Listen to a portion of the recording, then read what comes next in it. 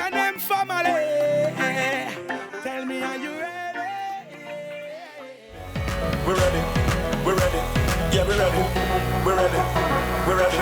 We're ready for the road.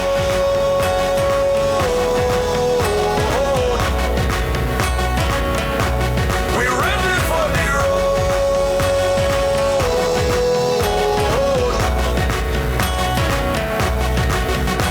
So we're ready. We're ready. Yeah, we're ready. We're ready. Yeah, we're ready. We're ready. We're ready. We're ready. We're ready. We're ready. We're ready. We're ready. Yeah, we're ready. Good night, Moruga. That sounded like a Port of Spain good night. Good night, Moruga. That's more like it. Party Chairman, Mr. Franklin Khan, Deputy Political Leader, Mrs. Joan Yule Williams, the next Member of Parliament for the constituency of Mayaro, Mr. Clarence Rambarat, the next Member of Parliament for Moruga Tableland, Dr. Lovell Francis,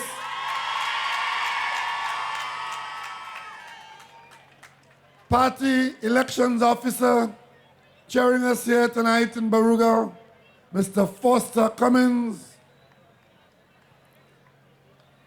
other party officers present, visitors to the South Coast, members of the community of Moruga. Tonight is a very special night for us. We are approaching fast the closure of a very important election campaign. In just over a week, you will be required to go to the polls and choose the managers of Trinidad and Tobago for the next 5 years. We of the PNM have been crisscrossing the country talking to the people and having the people talk to us, reporting on the state of affairs of our country, expressing our concern, but also expressing our vision and our hope for the future. We want to make it very clear to you in Moruga that we understand that we have challenges in Trinidad and Tobago. We understand that you here at the southern extremity of our country, just like those in the Southwest Peninsula or in the Northeast in Charlottesville, you have a particular interest in ensuring that our country is properly run. Because if our country is not properly run, the people who will feel the brunt of that ill effect, those who will suffer the most are you, the people furthest away from the seats of power and from the locations of economic prosperity. And that is why you here in Moruga should be particularly careful about your vote on September 7th. I told the people of St. Mary's a few weeks ago, of Samuel Cooper a few weeks ago, that I kept a few pictures on my phone of my parliamentary colleague Clifton Decoto. Nice fella that he is. And you know, both of us are yearly challenged. He fixed his and I exposed mine. I have no problem in exposing my bald head. He spends half his time combing his hair. But more importantly, every picture I took of him is a man sleeping in the parliament. I promised to do him a little wickedness, you know. I promised to make some prints of those pictures. But I think I wouldn't do that because they will think that all of us parliamentarians are like that. But I mentioned to you that he has not really been an outstanding parliamentarian in your interest. And after 5 years, you've had enough of that. We in Moruga, we in Trinidad and Tobago, we don't have to convince you anymore This campaign has been a very long one. In fact, it has been probably the longest campaign we ever had between the parliament being dissolved and election day. Normally, the average period is 40 days. We're now almost going to go for 88 days or thereabouts. So we have had a lot of time to demonstrate to you why we are of the view, and you are of the view as well, that the government of Trinidad and Tobago, instead of being the solution, the government is part of the problem. In fact, in some situations, the government is the problem. Where they've met problems, they haven't solved them. In some instances where they have met no problem, they created a problem. And at the end of the day, all we can point to in the realm of prosperity and growth is the government. You, the people, you have been the loser. So we had a long time in the campaign to demonstrate that to you. We've demonstrated how they've wasted your money. We've demonstrated how they've stolen your money. We've demonstrated how they've advanced their friends and their family at your expense. And we demonstrate how they insult you because they believe that come election time, they can run to Moruga and do a little thing here and a little thing there. Sprinkle a little money here and a little money there. And from the 8th of September, it's business as usual. They prosper and you suffer. As I'm coming down here tonight, I realize that serious patching and maintenance is going on the Moruga Road. I passed here 2 years ago. I passed here 3 years ago. That road was right there, being totally neglected.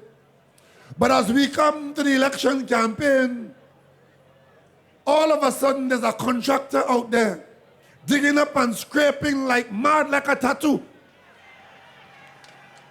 But what you're not seeing there is how the contractor got the job. You might see the little improvement, a little patching here, a little paving there. What you are not going to see is the absence of a proper competitive bidding process that allows a contractor to give you, the people, the best price to do that work. Somebody would have called some contractor and say, hey, go down Moruga and do some fixing there, and you're paying 3 times the price for it because it's election urgency. And that is exactly what has been going on all along in the spending of your money. What we want is a proper sustained system where if contractors are going to work for you and you are going to pay them, then you invite the contractors to compete for the jobs, and the most efficient contractors, the most honest ones, the most competent ones will get the job, and you get the best value for money. But instead of doing that, you're getting this consistent arrangement where it is those who are well known to those in office who get called and who get picked, and they give their price and they come down and they do rush jobs for you. So now, election week, and all of a sudden, they discover, somebody somewhere discover that there's money available to do major patching on the Moruga Road. But that's purely for the election. What we of the PNM are holding out to you is a transformation of Moruga and the children's future in Moruga.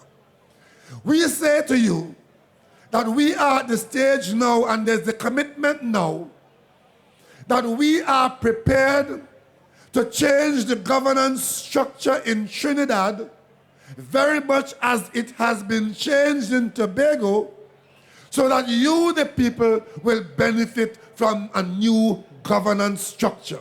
It's called local government reform.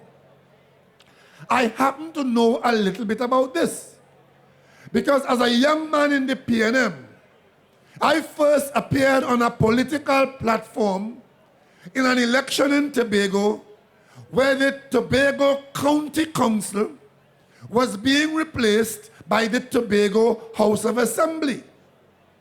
This was in 1980. Up until that time, Tobago's local administration was done by the Tobago County Council. a body with limited authority, limited resources, and very weak political stature.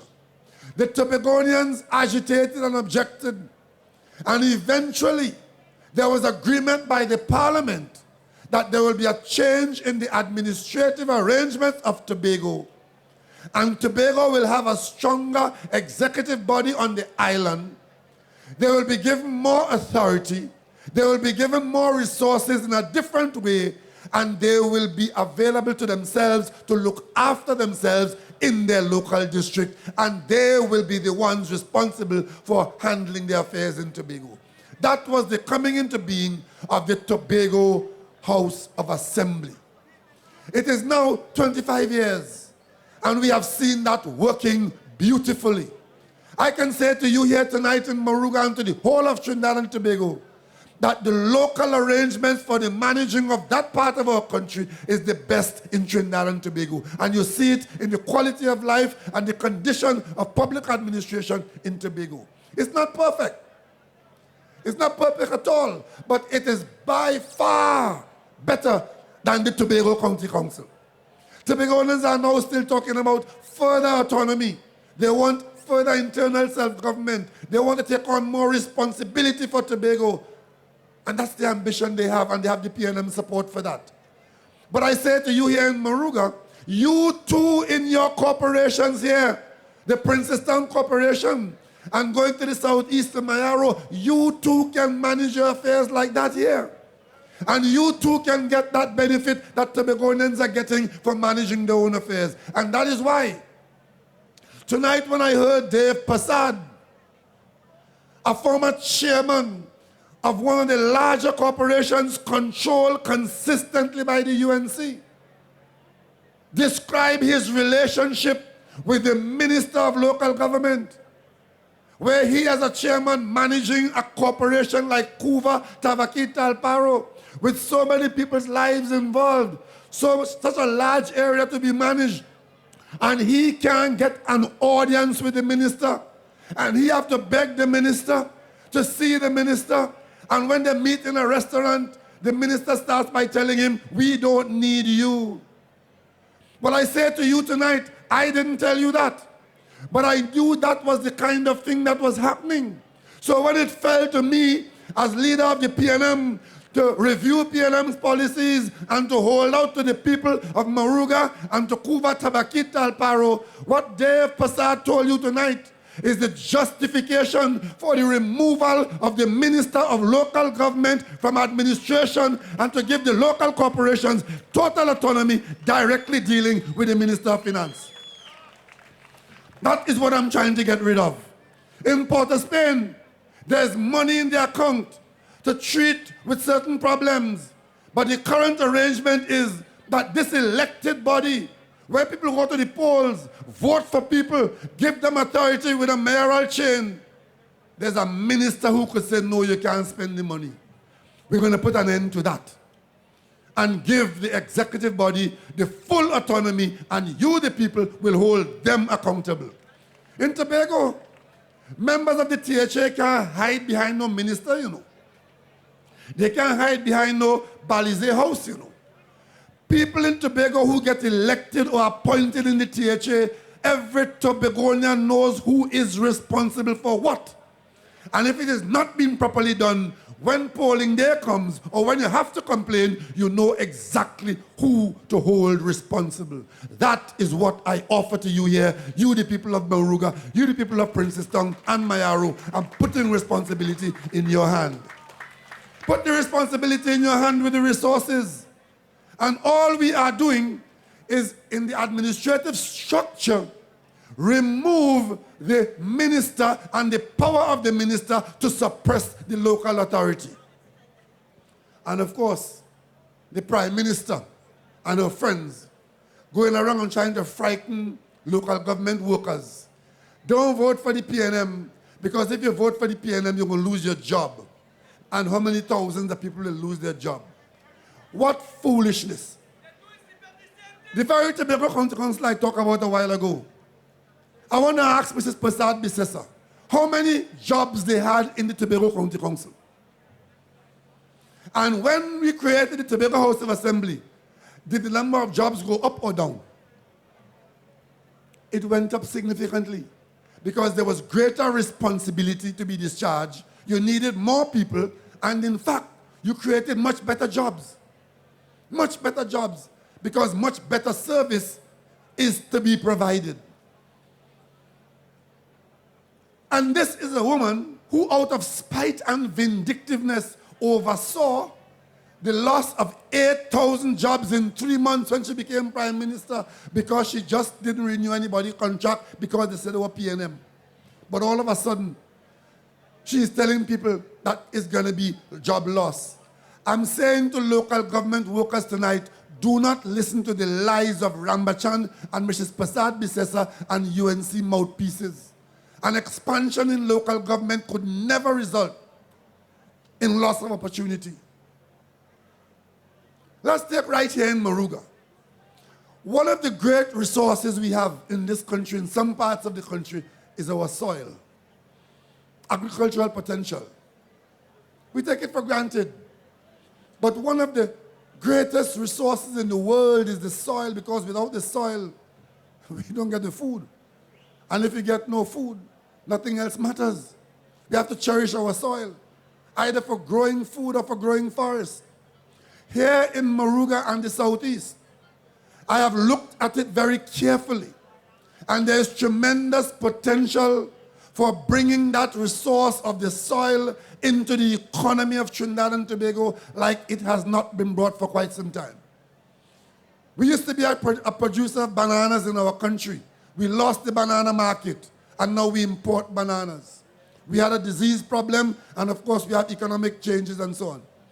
We used to be a cocoa producer in a big way. That has been reduced.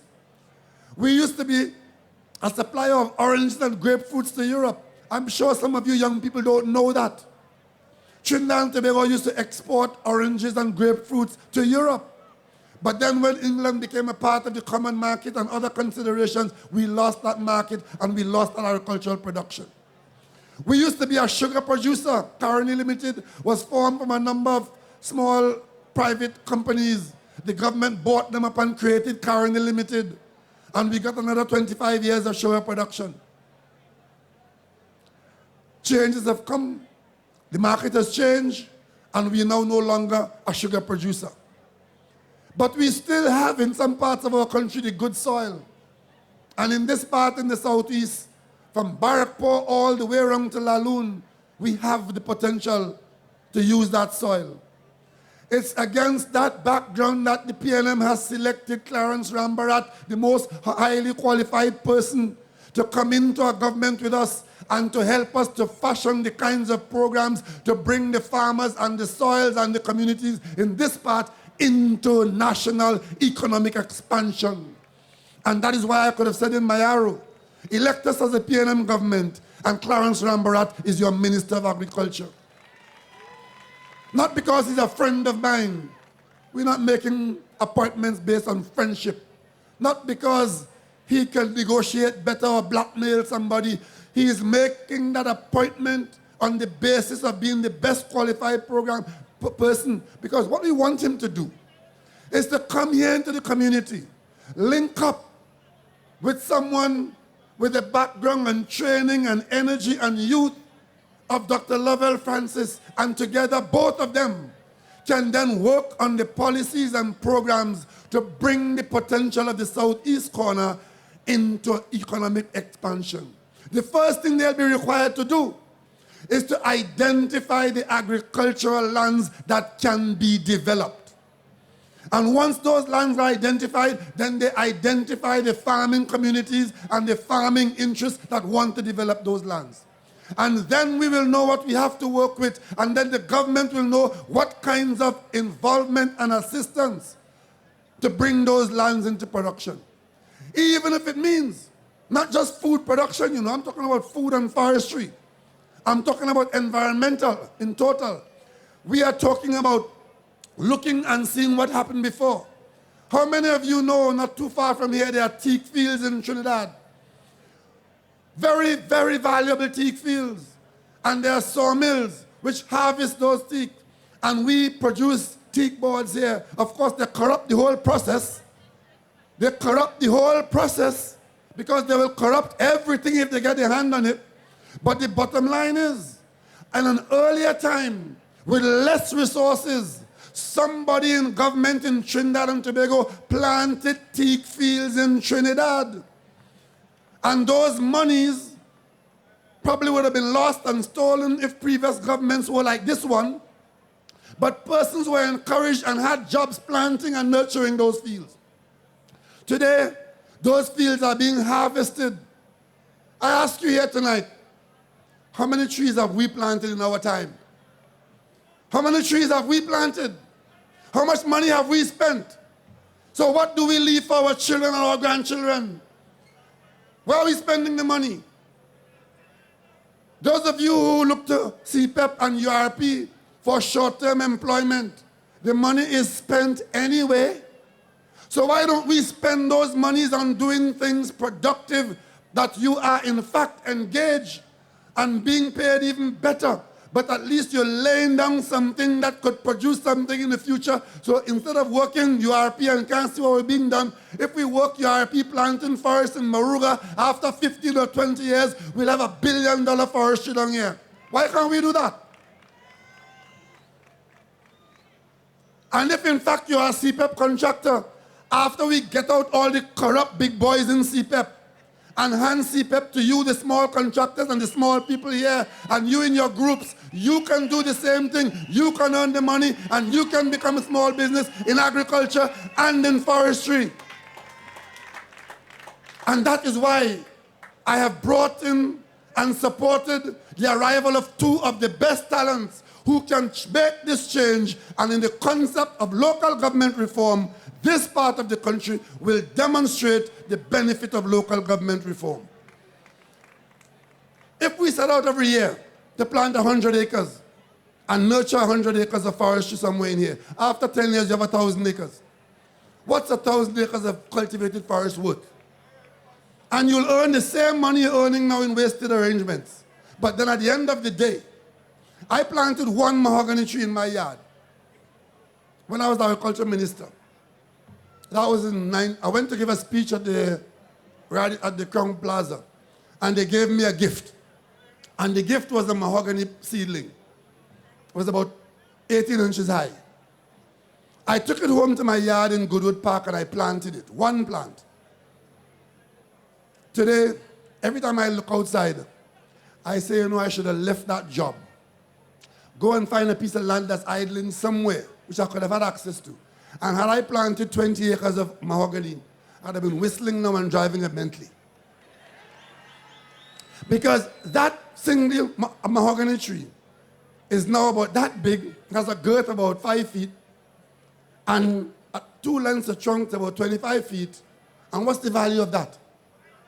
It's worth thousands of dollars, just waiting on time. And you know something? I simply planted it there and left it to the sun and the rain, and it just did its thing in nature. We here in this part of the country, the same way our ancestors in the 40s planted those teak fields, which we are now harvesting and abusing, we have not added anything. I hold out to you in this part of the country that we're going to add some acreage to that. And we'll, not just teak, there are other species we can plant. And once you plant them, there are cedars we can plant, there's apamat, there's mahogany, we can plant those things. And that could be the basis on which we spend money usefully in national development. And that would not be run from Port of Spain. It ought not to be run from Port of Spain. It ought to be run from right here in the corporation with central government giving you the money and you run it from right here. And I have a confidence in you all, you know. I'm from a rural district. I'm from Mason Hall in Tobago. I have a confidence in you, the people of this district, that you will handle it properly and you'll make us proud. You'll make us proud. Because if you can show us in 5 years' time 4 or 5 or 200 acres of forest which you've planted here, which is now growing up to the sunshine to become our next layer of cultivated forest.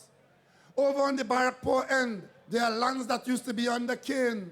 Let us stop this nonsense about wasting time, about who loved this one and who hate that one and who racial and who not racial. Let us get on with the program. The people of Barrackpore and elsewhere, if there is land in Barrackpore for farming, let's determine what can be grown there, what help you need, what infrastructure, and the government will make Barrackpore bloom if it's not blooming in cane.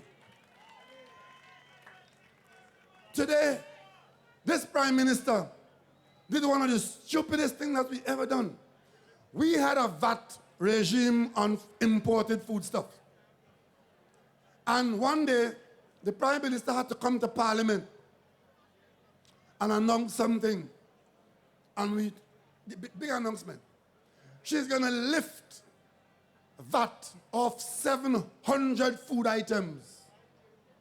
Because she likes to play Makamla, right? She's going to remove VAT from 700 food items. Now, food items, basic food items were already zero-rated. We had looked at the food import bill and the food import list, and all the foods that we felt that we should be importing, if we should be importing any at all, they were put on zero VAT. So you didn't have to pay any VAT on them. Her big announcement was the other 700, largely made up of fat and salt, that we had to pay VAT on to discourage the importation. She removed the VAT so you could import more of it and buy it cheaper.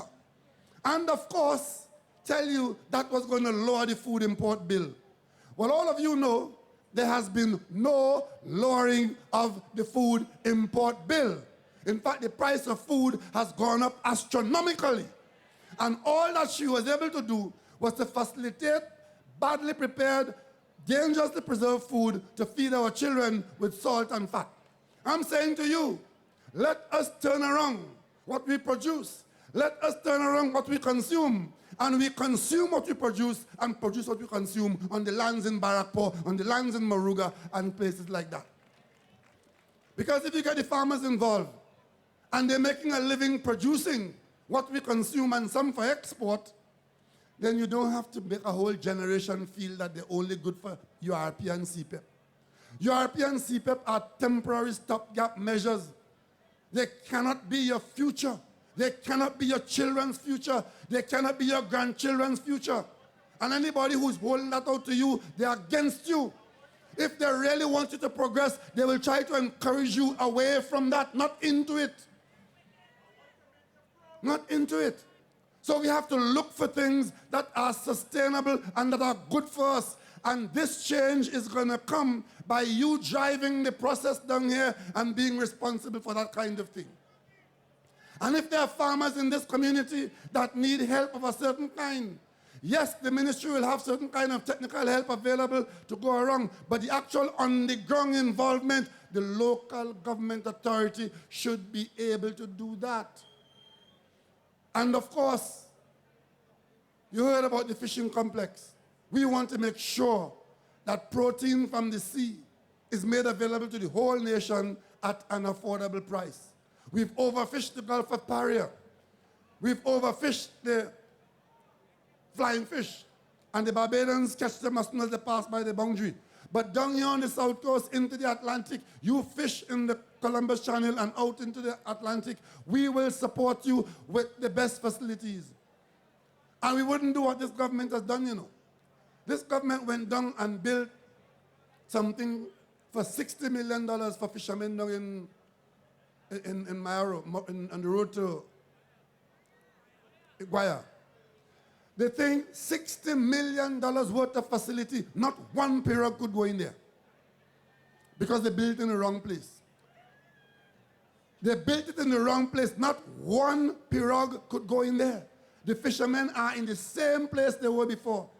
Because if they dare to venture inside there, the sea mash up the boats. And they have this nice facility, they're watching the ocean, waiting to run. We're not going to do that.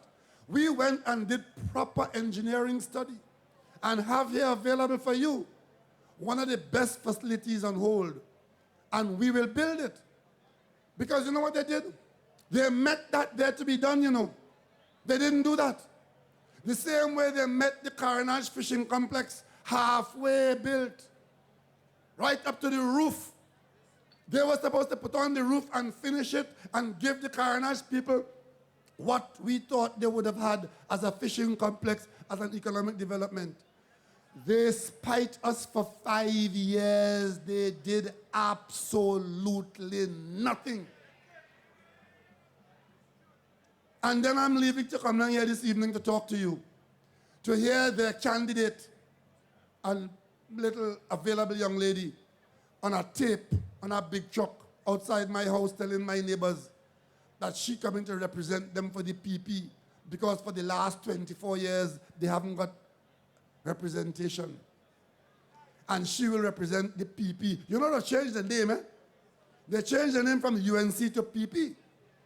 But I want to tell all of you, when you go to the polls on September 7th, if you're not going to vote for the PNM, vote for the, look on the ballot paper and see if you see PP there. If you see PP there, vote for them. But if you see UNC, stay far from them. Anybody who could hide from the name, all of you here in Moruga have some kind of name. How many of you are ashamed of your name? If you're a Smith, you're a John, you're a Thomas, you're a Frederick, aren't you proud of your name? Regardless of what you are in life and your family, you are proud of your name and your family name. Whenever you find yourself in a situation where you are afraid of your name, you know something real bad went on there. This government, UNC government, is afraid of its name. And you know, they're so bold-faced. Having for 5 years not completed a project that they met.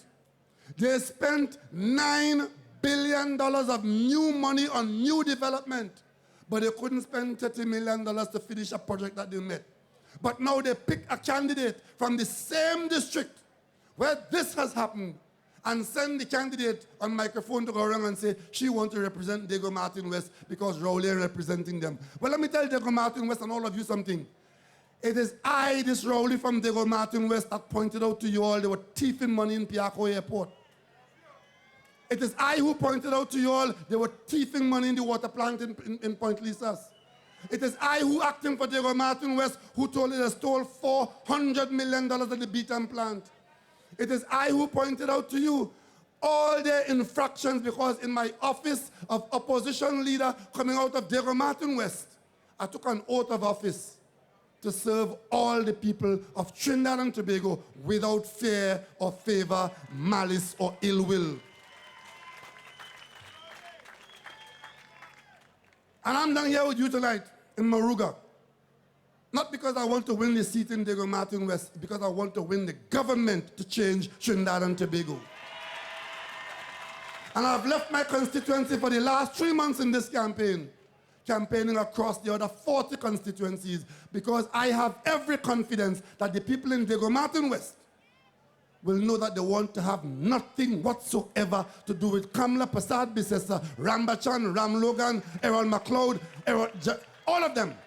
all of them, because they have treated this country very, very badly, and they have damaged our situation. I mean, some of you might, from Moruga used to have to, for some reason, go to the bank to get a little US dollars to go on a vacation, to send for your child, to do. Go and get it now. Go and get it now. Because they have completely upset the country's management by putting the cronies in the central bank. And I want to make one appeal to you all here, particularly the young men in this district. We know that things have been hard. But when we begin to do the things that we are going to be doing now, you will see dramatic changes in this area. You elect Clarence Rambarat, and you will see dramatic changes in agricultural development. You elect Dr. Lovell Francis, and you'll see dramatic changes in the overall economic posture of this area. Let us build you a fishing complex and build you a good road out of here, and bring to the children in this district, under local government reform, the opportunity to have the same involvement and the same quality of life, if not better, of children born and growing up elsewhere. So I don't want you all to take any shortcut into crime. Because you know, at the same time, the government is failing at the level at the top. The one thing that is growing in Trinidad and Tobago and is growing exponentially and frighteningly is crime. Because some people are driven to it out of desperation and some choose it as a way of life because crime pays some people. You've been patient. You have been patient, you have been understanding. Do not choose crime as a way of life. It is guaranteed to end badly. But if the government is not concerned about crime and not concerned about protecting this coast and other coasts, crime could overwhelm you. You are exposed in a way that other parts of the country might not be exposed. And you here could be drawn into serious criminal conduct which will destroy not only you, but your children's future. And let me just draw something to your attention while I'm on it. How many of you are aware that now for how long there has not been a US ambassador in Trinidad and Tobago? Of course, if a statement is made from the embassy, as they will do from time to time, the statement will say that we have great relationship with the United States and we remain partners and friends. That's true. One of our major trading partners. But I take careful note of the fact that for the longest while, there has not been a US ambassador in Trinidad and Tobago. And in going through my files, and you here in this part of the country exposed to crime and criminality and the South American negatives, let me just read for you a position taken by a United States Assistant Secretary of State. In the US, the Secretary of State is the equivalent of the Minister of Foreign Affairs.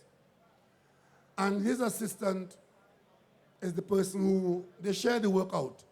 So the State Department is their Foreign Affairs Division. An Assistant Secretary of State on the 25th of June, 2014, that's last year, a fellow called William Brownfield. He made a public comment on one of our problems here in Trinidad and Tobago. Listen to what Mr. Brownfield had to say, reported in The Guardian. And I'm quoting him. Special State Prosecutor Dana Sitahal was murdered by a transnational drug organization with operations in Trinidad and Tobago. And then he goes on to say, those in Trinidad would know that I visited your country 2 months ago. He was here talking in June, he had been here in April. And 2 days after I left, there was the brutal murder of Dana Sitahal. She was murdered by a transnational drug organization. That is a statement made by a United States Assistant Secretary of State. Asked by The Guardian to elaborate on this suggestion, Mr. Brownfield said, I stand by everything I have said. It is organized crime with an international player that has a crime organization with a presence in Trinidad and Tobago. That is the position of the United States government speaking to an Assistant Secretary of State in a situation where we have not seen a United States ambassador in our country for the longest while. More troubling to me is that he went on, having looked at the situation last year, June, he went on to make these observations, pointing out, and this is what he wasn't saying, but this is a summary of what he said, pointing out that there was a correlation between the increase of drugs flowing through the region and the crime and violence on the regional streets, including those of Trinidad and Tobago. U.S. Assistant Secretary of State William Brownfield said, the increased use of the Caribbean as a transshipment point for drugs has led to the increase in murders. Now, we could tell him that. He predicted that the level of violence was likely to get worse over the next few years, warning that even arms of the state could be challenged. Against what I just told you there, I want to point out that there was a major drug bust in an eastern state in America, one of the East Coast states, linking back to Trinidad and Tobago. And the company that was fingered or looked at in the United States with respect to that matter, I want to ask the Prime Minister tonight if any employee of that company is working in the Prime Minister's office.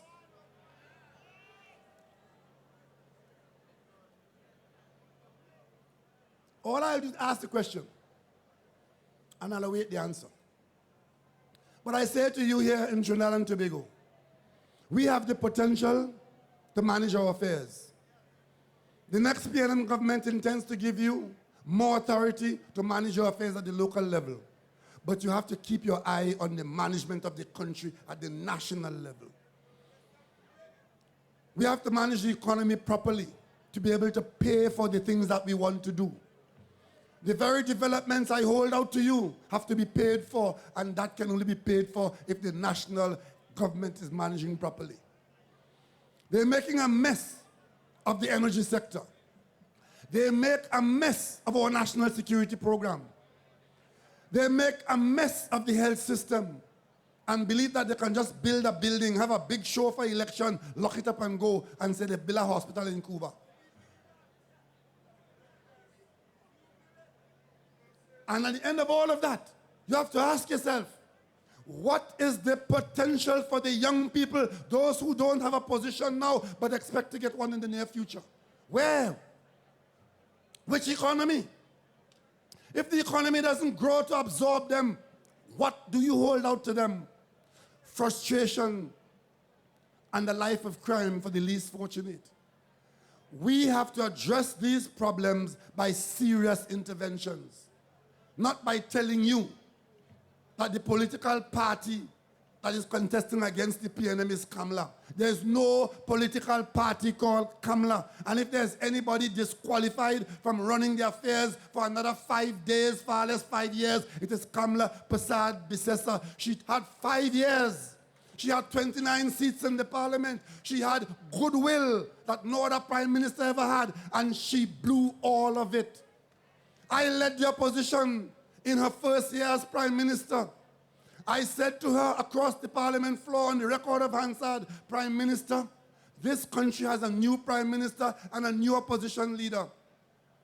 What we must now do is to work together to ensure that the country gets the best of this new development. And we will support everything that is good for the country, and as a loyal opposition, we will oppose what is bad for the country. We voted for the first budget of this government. No other opposition has ever voted for a government's budget. But because we wanted to give you the best opportunity to start in 2010 on a new page, we voted for a budget that had more good than bad in it. And what happened? We didn't know that we had to go and fight this government when we discovered that the government used the parliament to pass a law, to insert a clause to protect the friends from going to court, to answer for money that they say they have stolen. We didn't know that the Prime Minister had brought an Attorney General who required $400 million to say fighting corruption in the PNM that was voted out of office. And as I speak to you now, 1 week from the next election, after $400 million of enriching lawyers. They don't have one person on a criminal charge for any wrongdoing under the last PNM government. So I say to you here in Moruga tonight, instead of giving Anand Ramlogan $400 million to go on that frolic, what would you have done here in Moruga with $40 million? 10% of that. But you are not a favorite Kamla or Anand Ramlogan lawyer. You are just the ordinary folk of Moruga. You didn't see $40. And they want 5 more years of that. And they want to let you believe it's something between me and Mrs. Prasad Bisesa. It has nothing to do with me. I'm simply a public officer making my experience available to you. And what the PNM has done is to have chosen 41 people, none of whom talking to the police. The police has no interest in none of us. The last cabinet, half of them, the police want to see them. She herself had to remove almost 30 persons from the cabinet. And if you think it was good, under what circumstances does a prime minister have to make 4 cabinet reshuffles? That is an admission that it was a bad arrangement. And if that is your record, why should I expect that the next 5 years would be any different? Today, as I speak to you, I have known a number of attorney generals in this country. I knew Basil Pitt. I knew Anthony Smart. I knew Russell Martino. I knew Keith Sobian. I knew Anand Ramlogan. The only one talking to the police is Kamla Prasad Bisesa, Attorney General. They are different. In case you haven't noticed, this group of nationals are different. They came into office and they believed it was all about them. Not about you. But we have been patient. You have been informed. You have had an opposition that did its job, telling you everything that they have done wrong, showing you every policy that was bad for you, and preparing itself for government. Thank God there's the PNM. You have an option. You can make a difference. And they come now to you. And they are preparing candidates for the election. They have to hide their candidates from you. I have been on every platform every night, and I could put any 2 or 3 or 4 PNM candidates on any platform, on television, on radio every night. She has to hide Rambachan. She has to hide Botiwari. She has to hide Sharma. She has to hide all of them. And coming with a coattail telling you, vote for Kamla. That is tantamount to hugging up a porcupine to go to bed. You want no more of that. You've had enough of that. And if I am to do this job for a while longer, what drives me? People ask me what drives me in this job. What drives me here is to give the young people in Trinidad and Tobago a fair chance and a fair shot to get the same chance that I got when I was in your position.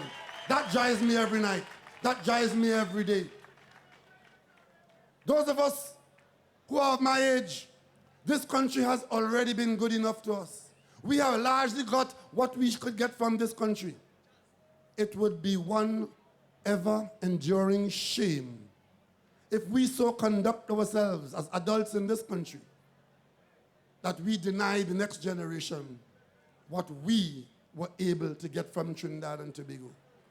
And we wouldn't be the first country that thief our way into impoverishment and destruction. Get us off that road on September 7th. Get us off that road on September 7th. Don't expect that they will tell you how bad it is, you know. They will hold out to you like the Pied Piper, and you'll be following them. The Pied Piper of Hamelin, listen to their tune and follow them. And next thing you end up not knowing where you are. The PNM has a complete, clear understanding of what has to be done to take us to an area where we could say we're getting value for money, where we're doing the best that the circumstances warrant. And, you know, the Prime Minister is saying now that you can't change the government now because things are appearing to be difficult. Oil prices are low, gas prices are low, and our markets are becoming difficult, so therefore you can't change the government. Well, if it was a good government that was managing your affairs properly, that will make sense. But the characteristic of this government has been waste and corruption. That is the last kind of government you want in a difficult situation. What you want now is a government that is serious and honest and committed, with a vision for all the people of Trinidad and Tobago. A government that will not spite a constituency and deny them a project because their MP is an opposition MP.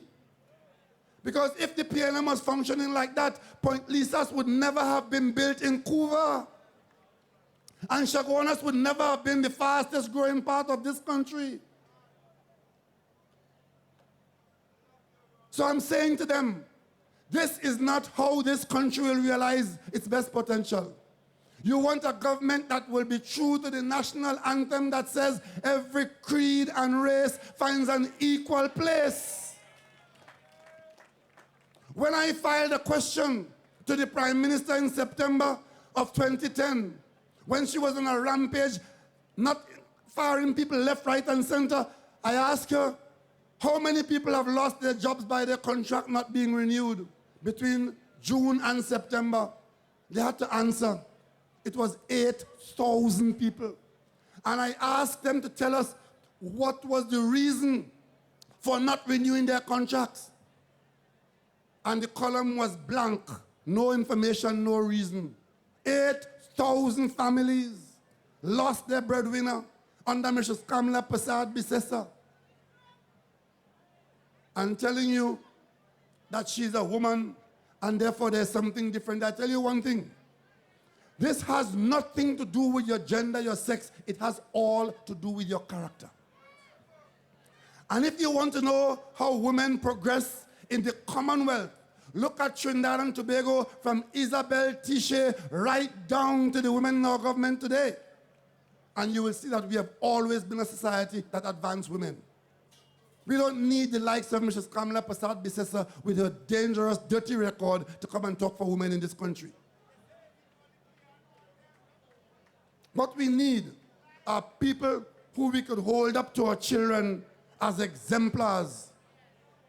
People who you can show your children and say, I want you to be like that. Some of the allegations being made now from some of the most informed quarters about government personnel are allegations that shame not only them, but shame the whole country. And if you notice, the way they treated the allegations not to answer, as if that is an answer. But we are saying to you, we're not going to waste any of your time on that. We have spent our energies in the last 5 years in opposition reviewing all our policies and our programs. And we are in a position now to execute. The campaign is almost over. Only a few days to go. And I want to say to you here on the South Coast, all the way from Laloon, all the way up to Manzanilla, and inwards to Samuel Cooper, and into Barrackpore, give us the opportunity to do for you in this sector what others have not done for you. You have two of the best candidates on show in the election of 2015. Two of the best of all the candidates in Trinidad and Tobago, Dr. Lovell Francis from Moruga Tableland and Clarence Rambarat from Mayaru. Show me that you're serious. Show me that you want to take charge of your affairs. Show me that you're ready for local government reform. Show me that you're ready to take responsibility for your children's future and your children's children's future. And show me that you want to say to Mrs. Kamla Prasad Bisesa and her band of brigands, no more. No more. No more of that. We want what the PNM holds out to us as going forward, a potential where all of us could lift ourselves, this rising tide of red, lifting all boats in Trinidad and Tobago. So on the night of September 7th, I want to hear from the southeast corner of Trinidad, from Moruga Tableland, all the way to Mayaro. I want to hear, great is the PNM, great is the PNM, great is Trinidad and Tobago, and may Almighty God continue to bless us all.